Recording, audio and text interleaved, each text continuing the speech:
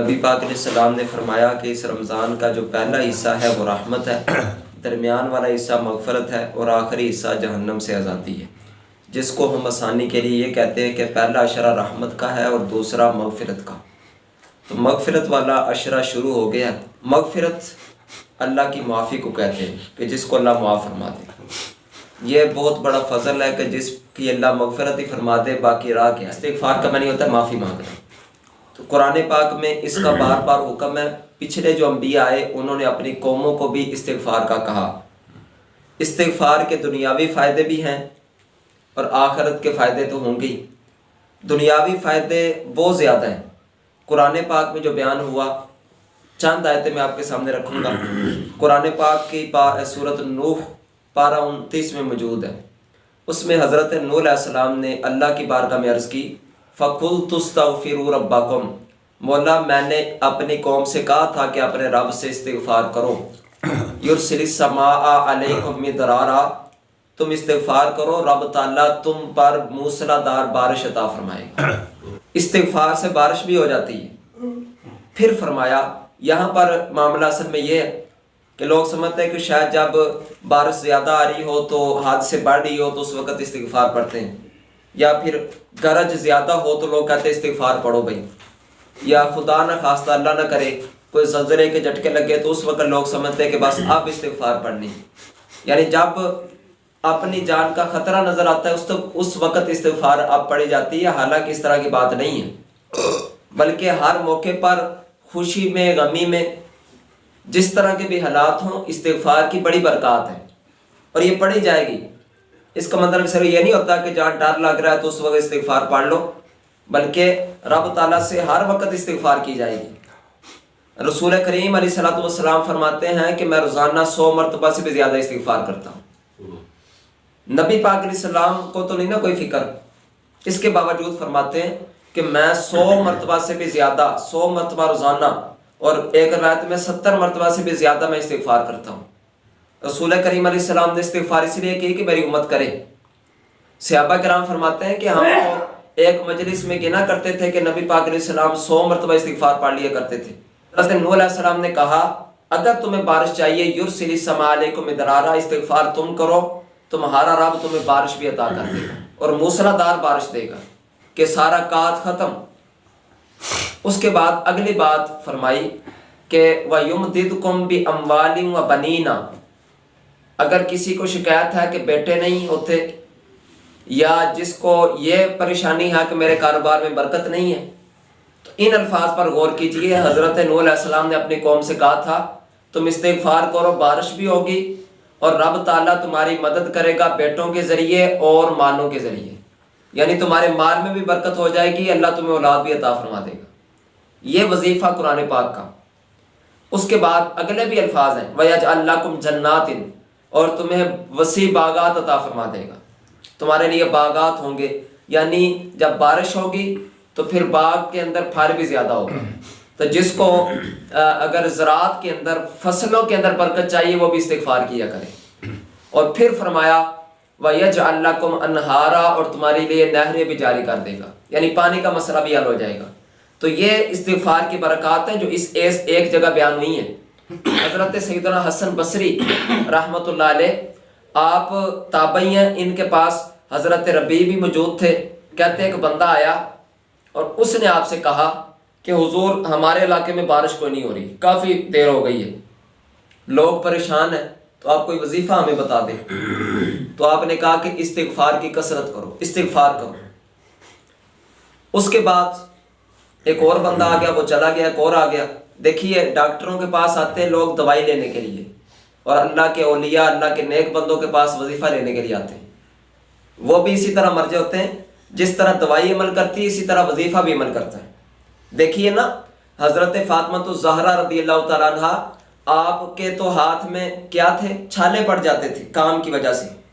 وہ لینے آئیں کہ خادم مجھے عطا کرتے ہیں کہ وہ کام گھر کے کر دیا کرے۔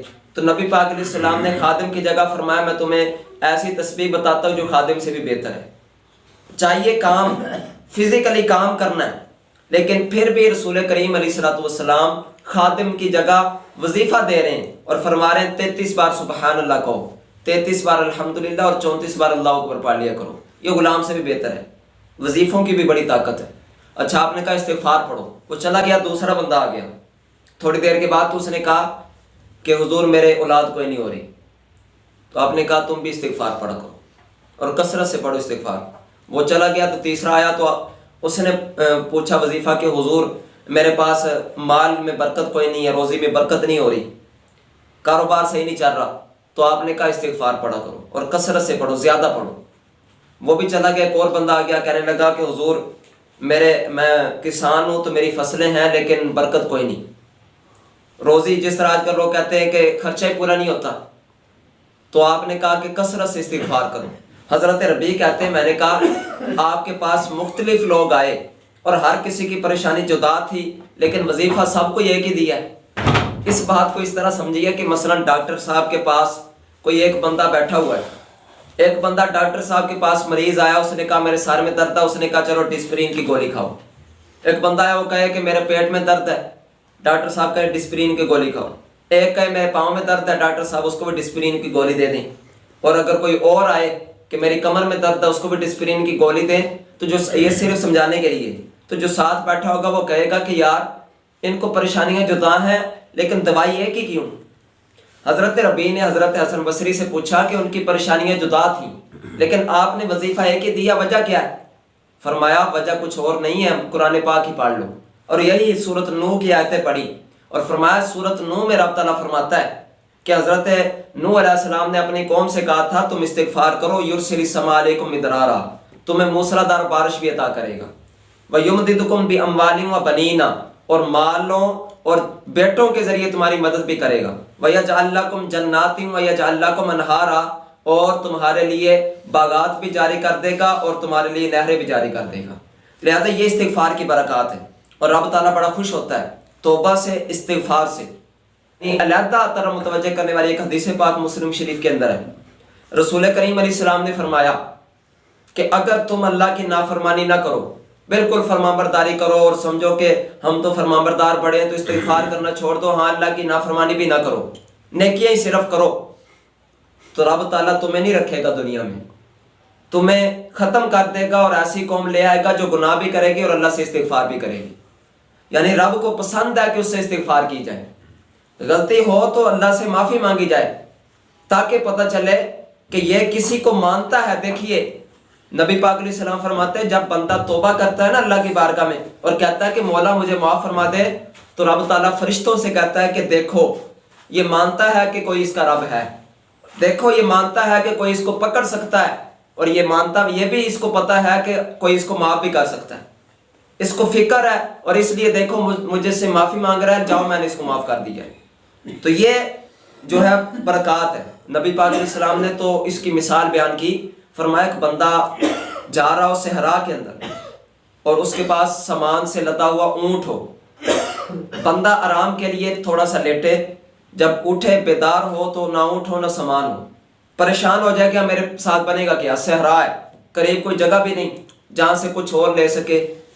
فرمایا کہ وہ تلاش کرے چاروں طرف لیکن اس کو کہیں نہ سامان ملے نہ اونٹ ملے، اسی جگہ جہاں سے اونٹ گم ہوا ہے واپس آ کر بیٹھ جائے اور پھر لیٹ جائے موت کے انتظار میں کہ اب کیا ہو سکتا ہے، نہ میرے پاس پانی ہے نہ کھانا ہے نہ سواری ہے، تو میں کہاں پر کیا کروں گا، کچھ بھی تو نہیں، نہ کوئی قریب بندہ ہے۔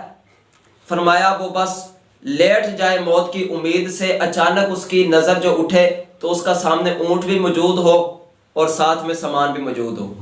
فرمایا خوشی اس کو ایسی ہو کہ وہ یوں کہتے ہیں کہ مولا تو میرا بندہ ہے میں تیرا رب ہوں۔ فرمایا اس کو کوئی خوشی نہیں ہوئی، جو بندہ اللہ کی بارگاہ میں توبہ کرتا ہے رب تعالیٰ اس سے بھی زیادہ خوش ہوتا ہے۔ وہ بندہ جس کو سامان مل گیا، جس کو ساری زندگی ہی مل گئی، وہ اتنا خوش نہیں ہوا اپنے سامان پر جتنا رب تعالیٰ اپنے بندے کی توبہ پر خوش ہوتا ہے۔ لہذا اس لیے استغفار۔ مزید دیکھیے نبی پاک علیہ السلام فرماتے ہیں کہ پچھلی امتوں میں ایک بندہ تھا اور اس نے بڑے گناہ کیے تھے، آخر میں جب انتقال کا وقت قریب آیا اپنے بیٹوں سے کہنے لگا کہ تم نے نا جب میں مر جاؤں تو میری میت کو جلا دینا ہے، آگ لگا دینی ہے، راکھ اڑا دینی ہے، جس طرح آج کل ہندو کرتے، اس نے پہلے وصیت کر دی کیوں؟ کہنے لگا کہ اگر میں ایسے ہی گیا جسم کے ساتھ اور رب تعالیٰ نے مجھ پر قدرت پائی تو پھر مجھے نہیں چھوڑے گا، کیونکہ میں نے اس کی نافرمانیاں بڑی کی ہیں، میں ڈرتا بڑا ہوں، تو لہٰذا تم نے ایسا کر دینا ہے۔ اس نے خوف کی بنا پر ایسا کیا، حالانکہ اللہ کی قدرتوں کو مانتا تھا۔ تو نبی پاک علیہ السلام فرماتے ہیں کہ رب تعالیٰ نے اس کو بھی معاف فرما دیا، کہ اس کو اتنا ڈر تھا میرا کہ جاؤ میں تمہیں معاف کر دیا۔ یعنی کوئی کوشش تو کرے، کوئی اس طرف آئے تو صحیح۔ جب شیطان اللہ کی بارگاہ سے دور ہوا تھا اور اس نے مہلت مانگی تھی، رب نے مہلت دی تھی، تو اس نے یہ کہا، نبی پاک علیہ السلام فرماتے ہیں اس نے یہ کہا کہ جب تک لوگوں کے جسموں کے اندر جان رہے گی میں ان کو گمراہ کرتا رہوں گا۔ تو رب تعالیٰ نے فرمایا جب تک وہ استغفار کرتے رہیں گے میں بھی ان کو معاف کرتا رہوں گا۔ اگر تم ان کو گمراہ کرتے رہو گے، وہ معافی تو مانگے، میں ان کو معاف بھی کرتا رہوں گا۔ شرط یہ ہے کہ ہم اللہ کی بارگاہ میں دعا تو کریں، استغفار تو کریں، تو پھر رب تعالیٰ کرم فرمائے گا۔ اسی طرح حضرت سیدنا امیر معاویہ کے پاس امام حسن گئے، امام حسن رضی اللہ تعالیٰ عنہ۔ جب آپ گئے تو حضرت امیر معاویہ کا ایک ملازم امام حسن کے پاس آیا اور کہنے لگا کہ حضور میری اولاد کوئی نہیں، مالدار میں بڑا ہوں۔ تو حضرت سیدنا امام حسن نے ان کو وظیفہ بتایا، اس نے بہت زیادہ وہ وظیفہ پڑھا، روزانہ 700 بار پڑھ لیتا۔ وظیفہ تھا استغفار کا، استغفار پڑھا کرو، 700 بار روزانہ اس نے پڑھنا شروع کر دی۔ کچھ عرصے کے بعد امام حسن جب دوبارہ آئے تو کہنے لگا حضور آپ نے جو وظیفہ بتایا تھا نا، اللہ کا کرم ہوا ہے کہ رب تعالیٰ نے مجھے 10 بیٹے عطا کر دیے ہیں، 1 2 نہیں، 10 بیٹے رب تعالیٰ نے عطا کر دیے ہیں۔ تو حضرت میرے معاویہ کو پتہ چلا کہ انہوں نے امام حسن سے وظیفہ پوچھا تھا تو برکت ہو گئی، تو کہا کہ کون سا وظیفہ بتایا؟ تو وہ بندے نے بتایا، ملازم نے، کہ انہوں نے مجھے استغفار کا وظیفہ بتایا۔ تو امیر معاویہ کہنے لگے کہ مجھے تو نہیں سمجھ آ رہی کہ کہاں سے انہوں نے وظیفہ بتایا ہے، جب آئیں تو پوچھنا کہ یہ وظیفہ کہاں سے لیا، یعنی وہ جاننا چاہ رہے تھے یہ وظیفہ کہ کہاں سے آیا یہ۔ تو اگلی بار جب ملاقات ہوئی ملازم کی اور پوچھا کہ حضور آپ نے وہ وظیفہ تو بتایا لیکن آپ نے لیا کہاں سے ہے؟ فرمایا کہ میں نے قرآن پاک سے لیا ہے۔ قرآن پاک میں رب تعالیٰ فرماتا ہے سورۃ نوح کے اندر، وَيُمْدِدْكُمْ بِأَمْوَالٍ وَبَنِينَ، تمہاری مدد کرے گا بیٹوں کے ذریعے اور مالوں کے ذریعے۔ اور کہا کہ ایک اور جگہ سے بھی میں نے لیا، قرآن پاک میں حضرت ہود علیہ السلام نے بھی اپنی قوم سے کہا تھا وَيَزِدْكُمْ قُوَّةً إِلَىٰ قُوَّتِكُمْ، کہ تم استغفار کرو رب تعالیٰ تمہاری قوت میں اور بھی اضافہ کر دے گا۔ یہ قوت میں اضافے سے مراد یہ ہے کہ اولاد ہوگی، اولاد سے بندے کی قوت میں اضافہ ہوتا ہے۔ تو لہٰذا یہ رب تعالیٰ کا کرم ہے کہ دنیاوی طور پر بھی برکات ملتی ہیں استغفار کے ذریعے، آخرت کا فائدہ تو ہوگا ہی، دنیاوی طور پر بھی برکات ملتی ہیں۔ یہ شرح مغفرت ہے، اس میں زیادہ استغفار کرنی ہے۔ اب استغفار آپ نے بڑا سن لیا ہے کہ استغفار کرنی ہے، ہو سکتا ہے کسی کے دل میں کوئی خواہش پیدا ہو گئی ہو کہ چلو میں استغفار اب کیا کروں گا، لیکن اب استغفار کرنی کیسے؟ یوں نہیں پڑھنا استغفار استغفار استغفار استغفار۔ میں نے پہلے بھی شاید عرض کیا تھا کہ استغفار کا معنی ہے معافی مانگنا۔ اگر کوئی بندہ یوں کہی رکھے معافی مانگنا معافی مانگنا معافی مانگنا معافی مانگنا، تو اس سے کیا فائدہ ہوگا؟ استغفار کا معنی امام اوزائی رحمۃ اللہ علیہ سے کسی نے پوچھا استغفار کیا ہے؟ فرمایا استغفر اللہ پڑھنا۔ استغفر اللہ کا معنی یہ ہے کہ مولا میں تیری بارگاہ میں معافی مانگتا ہوں۔ اگر یوں کہے گا تو فائدہ ہوگا نا کہ مولا میں تیری بارگاہ میں استغفار کرتا ہوں، مولا میں تیری بارگاہ میں استغفار کرتا ہوں، یہ استغفر اللہ کا معنی ہے، کیونکہ یہ عربی ہے۔ استغفار پڑھنے سے نہیں، استغفر اللہ پڑھیں گے تو یہ استغفار ہے، ٹھیک ہے نا؟ تو کم از کم استغفر اللہ پڑھتے رہیں جتنا ہو سکے، نہیں تو کم از کم حضور کی سنت کو ادا کرتے ہوئے روزانہ 100 بار تو ہونا، 100 بار تو استغفار ہم پڑھیں، استغفر اللہ 100 بار پڑھیں۔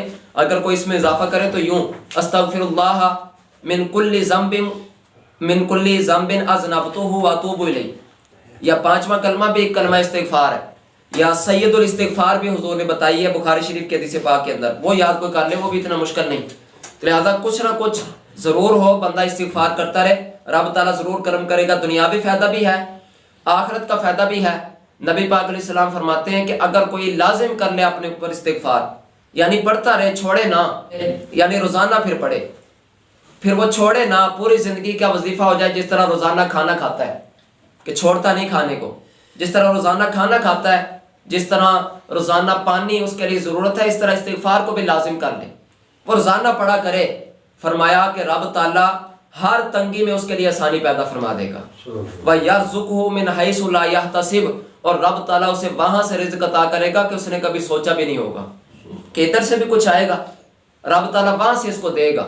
تو یہ استغفار کی برکات ہے، ہم نے کرنی ہے۔ دعا کے بھی بڑے فضائل ہیں، اور قرآن پاک کی آیات اگر دیکھیں تو رب تعالیٰ فرماتا ہے وَإِذَا سَأَلَكَ عِبَادِي أَنِّي فَإِنِّي قَرِيبٌ، اے حبیب جب آپ سے میرے بندے میرے بارے میں سوال کریں تو ان کو بتا دیجئے کہ میں بڑا قریب ہوں۔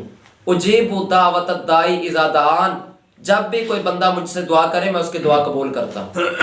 اسی طرح قرآن پاک میں رب تعالیٰ فرماتا ہے وَقَالَ رَبُّكُمُ ادْعُونِي أَسْتَجِبْ لَكُمْ، کہ تمہارا رب فرماتا ہے کہ مجھ سے مانگو میں تمہیں عطا فرماؤں گا، میں تمہاری دعا قبول کروں گا۔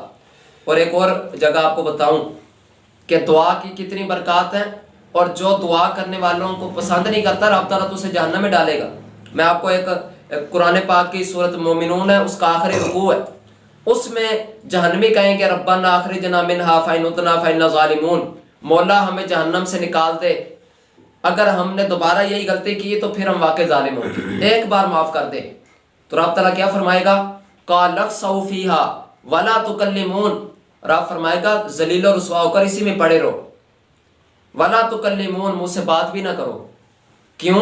کَانَ فَرِيقٌ مِّنْ عِبَادِي، کیونکہ میرے بندوں کا ایک گروہ تھا، میرے بندوں میں سے کچھ بندے تھے، یقولون ربنا، وہ یوں میری بارگاہ میں دعا کرتے تھے، ربنا فاغفر لنا ذنوبنا وارحمنا وانت خیر الراحمین، وہ کہتے تھے مولا تو ہمیں معاف بھی کرتے، ہم پر رحم بھی فرما، تو سب سے بڑھ کر رحم فرمانے والا ہے۔ وہ دعا کرتے تھے فاتخذتموہم سخریا، اور تم ان کا مذاق اڑایا کرتے تھے۔ یہ اس آیت پر ان لوگوں نے بھی غور کرنا ہے جو یہ کہتے ہیں کہ جنازے کے بعد دعا کی کیا ضرورت ہے جب دعا تو پہلے ہو گئی، یا اس کے علاوہ بھی اور کسی دعا پر ان کو پریشانی ہو تو اس آیت کو ان کو بار بار پڑھنا چاہیے کہ رب تعالیٰ ان جہنمیوں سے کہے گا کہ میں نے تمہیں جہنم میں اس لیے ڈالا ہے کہ میرا جو ایک گروہ تھا میرے بندوں کا، وہ مجھ سے دعا کرتے تھے فاتخذتموہم سخریا، اور تم ان کو مذاق بنایا کرتے تھے، تم ان کا مذاق اڑاتے تھے۔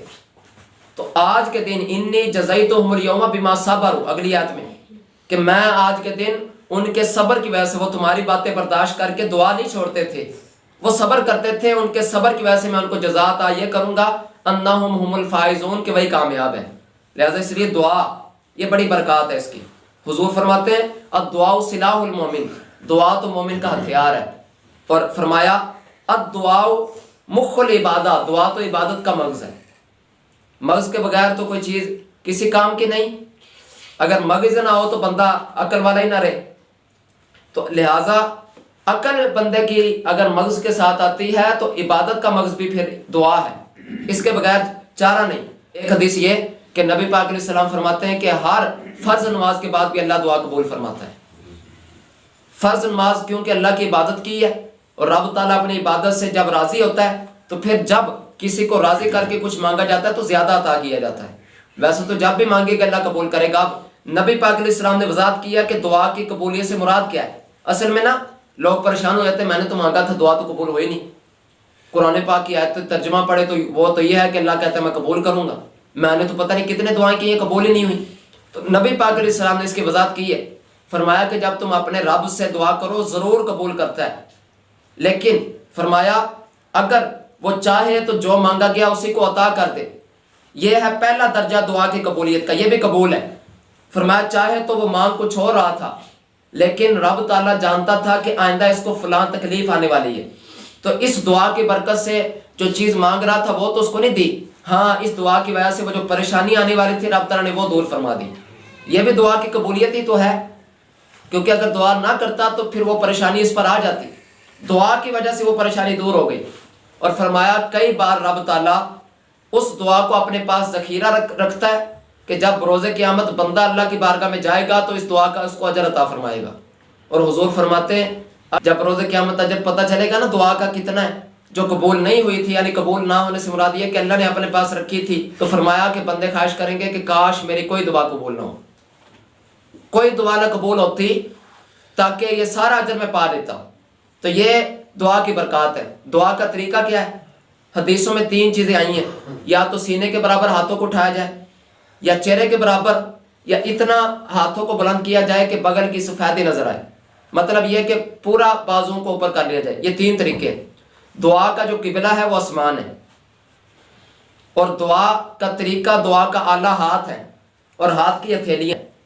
تو دعا کا جو سنت طریقہ وہ یہی ہے کہ بندہ ہاتھوں کی ہتھیلیوں کو آسمان کی طرف کرے، چہرے پر بھی نہ رکھے دعا کرتے ہوئے، اور نہ ہی ہاتھوں کو موڑ کے رکھے. میں نے پہلے بھی ایک دن عرض کیا تھا کہ جو زیادہ پڑھ لکھ جاتے ہیں ان کو دعا کا طریقہ ہی بھول جاتا ہے، یا تو وہ ان کو پتہ ہی کوئی نہیں، یا پھر پتہ ہے تو شاید یہ سمجھتے ہیں کہ لوگوں کے سامنے ہم نے ہاتھ اٹھائے تو لوگ کہیں گے کہ اس نے بھی ہاتھ اٹھائے ہوئے ہیں.